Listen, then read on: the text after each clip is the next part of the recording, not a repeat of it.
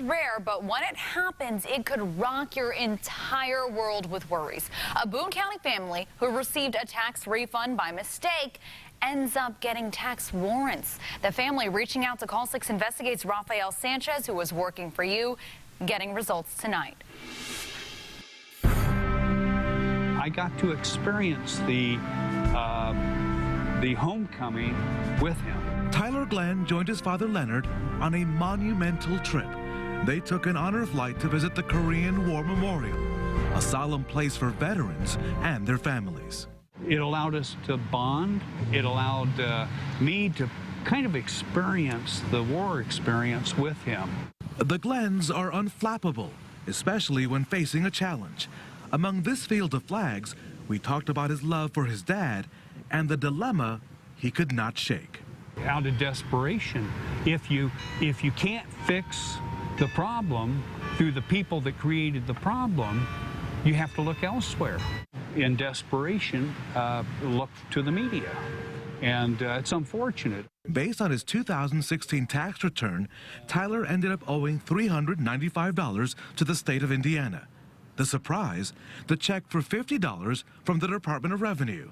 Printed on the check, it said tax refund. It wasn't my money. Tyler did not cash the check. No, it's not mine. The problem should have gone away. He called the Department of Revenue, hoping to resolve the matter. Instead, in June, he received a demand payment notice totaling $50.32. And that's for the penalty and interest. Wait a minute. You got a check? Yeah, sure did. Didn't cash it? Didn't cash it. You called them? I called them. You said, hey, take your money back? Take your money back. Here's the problem. When the Department of Revenue sends you a refund check, the state automatically considers you cashing it, even if you don't deposit it.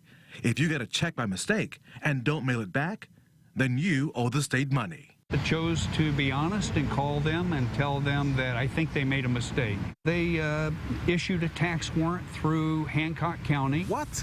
Yes, sir, they did. They then threatened to seize my property. The state put a lien on the title of his wife's new car to get their uncashed $50. And on top of that, they received this letter in August, a new tax warrant, now demanding $83.54.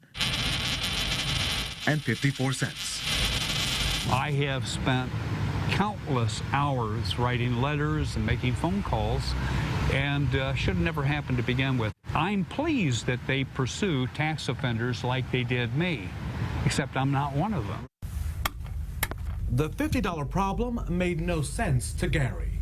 Now all the warrants have been recalled, and the issue over the $50 has been wiped clean. Rafael Sanchez, RTV6.